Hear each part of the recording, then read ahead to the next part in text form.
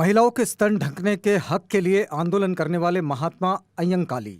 यह आलेख ओम प्रकाश कश्यप का है जो उन्होंने द प्रिंट के लिए लिखा है। हमने इस आलेख को उनसे साभार प्राप्त किया है।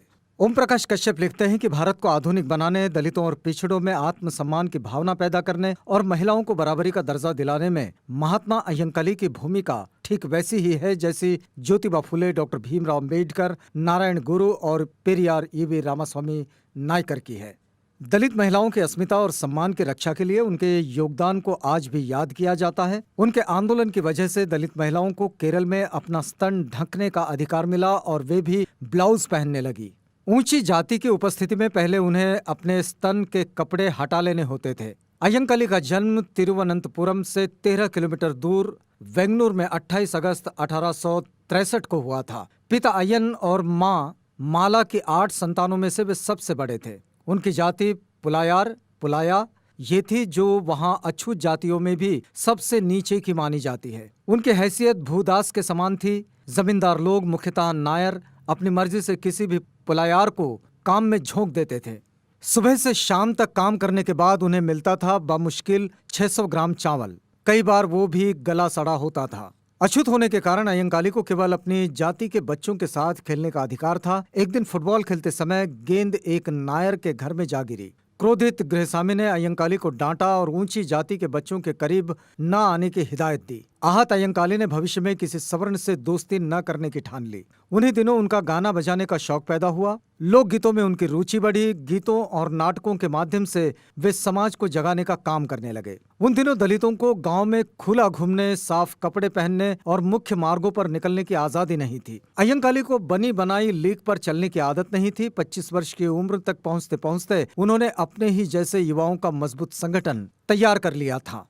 1889 में सार्वजनिक रास्तों पर चलने के अधिकार को लेकर आंदोलनरत दलित युवाओं पर सवर्णों ने हमला कर दिया। दोनों पक्षों के बीच जमकर संघर्ष हुआ। सड़कें खून से लाल हो गई। अय्यंकाली के सामने पहली चुनौती थी पुलायारों को सार्वजनिक सड़कों पर चलने का अधिकार दिलाना। 1893 में उन्होंने 2 हष्ट-पुष्ट बैल, एक गाड़ी और पीतल की 2 बड़ी बड़ी घंटियां खरीदी। घंटियों को बैलों के गले में बांधा और सज धज कर बैलगाड़ी पर सवार होकर अय्यंकाली ने बैलों को हाक लगाई। उनका गाड़ी पर सवार होकर सड़कों पर निकलना शताब्दियों पुरानी समाज व्यवस्था को चुनौती थी। बैलों के गले में बंधी घंटियां जोर जोर से बज रही थी। सहसा कुछ सवर्णों ने आकर उनका मार्ग रोक लिया। एक पल की भी देर किए अय्यंकाली ने दरांत यानी कि एक धारदार हथियार होता है, उसे निकाल लिया। एक पुलायार से जिसकी सामाजिक हैसियत दास जैसी थी, ऐसे विरोध की आशंका किसी को नहीं थी। उपद्रवी सहम कर पीछे हट गए। 25 वर्ष की अवस्था में अय्यंकाली का चेल्लम्मा से विवाह कर दिया गया। आगे चलकर उस दंपत्ति के यहाँ 7 संतानों का जन्म हुआ।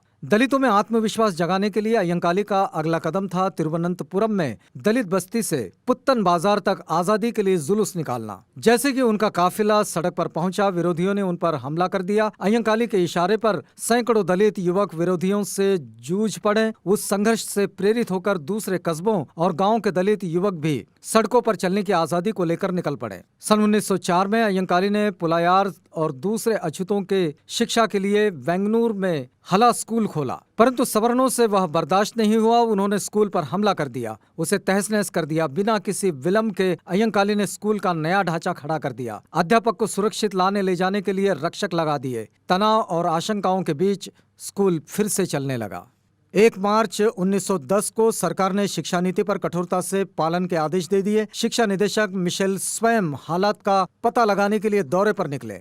दलित विद्यार्थियों को स्कूल में प्रवेश करते देख सवर्णों ने हंगामा कर दिया। उपद्रवी भीड़ ने मिशेल की जीप को आग लगा दी। उस दिन 8 पुलायार छात्रों को प्रवेश मिला। उनमें 16 वर्ष का एक किशोर भी था जो पहली कक्षा में प्रवेश के लिए आया था। 1912 में अय्यंकाली को श्री मुलम पॉपुलर असेंबली का सदस्य चुन लिया गया। राजा और दीवान की उपस्थिति में अय्यंकाली ने जो पहला भाषण दिया, उसमें उन्होंने दलितों की संपत्ति का अधिकार, शिक्षा, राज्य की नौकरियों में विशेष आरक्षण दिए जाने और बेगार से मुक्ति की मांग की। अय्यंकाली ने 1907 में साधु जन परिपालन संघम की स्थापना की थी। उसके प्रमुख संकल्प थे प्रति सप्ताह कार्य दिवसों की संख्या 7 से घटाकर 6 पर सीमित करना, काम के दौरान मजदूरों के साथ होने वाले दुर्व्यवहार से मुक्ति तथा मजदूरों में वृद्धि, इसके अलावा सामाजिक सुधार के कार्यक्रम जैसे विशेष अदालतों तथा पुस्तकालयों की स्थापना भी उसकी गतिविधियों का हिस्सा थे।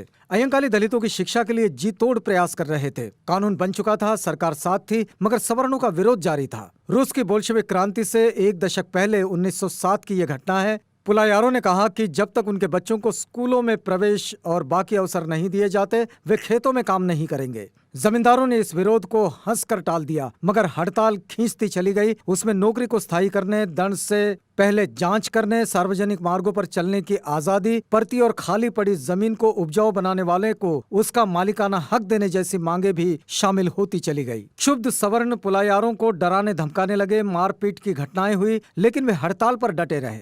धीरे धीरे दलितों के घर खाने की समस्या पैदा होने लगी। उसी समय अय्यंकाली ने एक उपाय किया। वे मछुआरों के पास गए, उनसे कहा कि वे एक एक पुलायार को अपने साथ नाव पर रखें और बदले में दैनिक आय का एक हिस्सा उसे दें। गुस्साए जमींदारों ने पुलायारों के बस्ती में आग लगा दी। अंततः जमींदारों को समझौते के लिए बाध्य होना पड़ा। सरकार ने कानून बनाकर पुलायार सहित दूसरे दलितों के लिए शिक्षा में प्रवेश का रास्ता साफ कर दिया। मजदूरी में वृद्धि, सार्वजनिक मार्गों पर आने जाने की आजादी जैसी मांगे भी मान ली गई। उन दिनों दलित महिलाओं को वक्ष ढकने का अधिकार प्राप्त नहीं था। शरीर के ऊपर के हिस्से पर केवल पत्थर का कंठहार पहनने की इजाजत थी। वैसा ही आभूषण उनकी कलाई पर बंधा रहता था। कानों में लोहे की बालियां पहननी पड़ती थी। ये पुरुष सत्ता और जाति सत्ता का सबसे क्रूर उदाहरण था। गुलामी के प्रतीक उस परिधान से मुक्ति के लिए अय्यंकाली ने दक्षिणी त्रावणकोर से आंदोलन की शुरुआत की। अन्य जातियों में भी ऐसे आंदोलन पहले चलाए जा चुके थे। सभा में आई स्त्रियों से उन्होंने कहा कि वे दासता के प्रतीक आभूषणों को त्याग कर सामान्य ब्लाउज धारण करें। सवर्णों को महिलाओं का ये विद्रोह पसंद नहीं आया। उसकी परिणति दंगों के रूप में हुई। दलित हार मानने को तैयार नहीं थे। अंततः सवर्णों को समझौते के लिए बाध्य होना पड़ा। अय्यंकाली तथा नायर सुधारवादी नेता परमेश्वरन पिल्लई की उपस्थिति में सैकड़ों दलित महिलाओं ने गुलामी के प्रतीक ग्रेनाइट के कंठहारों को उतार कर फेंक दिया। पुलायार खेतिहर मजदूर के रूप में बेगार की तरह अपनी सेवाएं प्रदान करते थे। भूस्वामी उन्हें कभी भी बाहर निकाल सकता था। श्री मुलम प्रजा सभा के सदस्य के रूप में अय्यंकाली ने मांग की कि पुलायारों को रहने के लिए आवास तथा खाली पड़ी जमीन उपलब्ध कराई जाए। फलस्वरूप सरकार ने 500 एकड़ भूमि आवंटित की, जिसे 500 पुलायार परिवारों में 1 एकड़ प्रति परिवार बांट दिया गया। ये अय्यंकाली की बड़ी जीत थी। अय्यंकाली 1904 से ही दमे की बीमारी के शिकार थे। 24 मई 1941 को उन्होंने पूरी तरह से बिस्तर पकड़ लिया और 18 जून 1941 को उस अनथक न्याय योद्धा का निधन हो गया।